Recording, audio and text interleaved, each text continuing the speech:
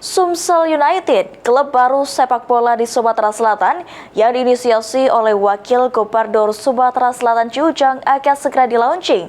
Kemunculan Sumsel United sendiri menurut Sekum Asprof, Sumsel tidak perlu dipermasalahkan karena dapat menambah peluang generasi muda untuk bisa berkancah di dunia sepak bola tanah air.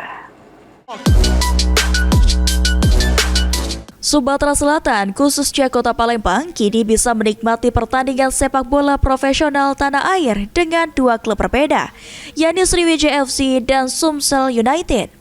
Walau kemunculan Sumsel United yang diakuisisi dari klub asal Kabupaten Subang, yakni Persikas, masih menuai pro kontra masyarakat. Namun, Sumsel United masih tetap berjalan, bahkan akan segera di-launching. Sekretaris Umum Asprof Sumatera Selatan, Syahril Musa mengungkapkan, jika kemunculan klub Sumsel United tidak perlu dipermasalahkan oleh pecinta sepak bola Sumatera Selatan. Pasalnya, di beberapa daerah khususnya Pulau Jawa, ada di satu daerah miliki 2 bahkan 3 klub.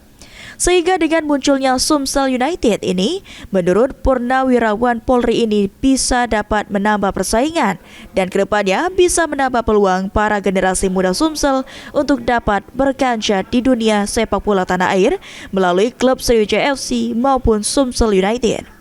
Ini dua kesebelasan di Liga 2 LIB ini akan menambah semangat daripada klub-klub lain, ya terutama yang di grassroots. Sekarang ini kita ada kompetisi di Liga Suratin 13, 15, dan 17. Diharapkan yang terbaik mungkin mereka akan direkrut untuk putra daerah masing-masing.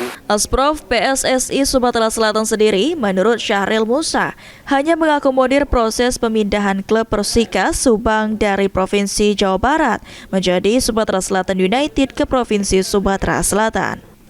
Tim Liputan PAL TV.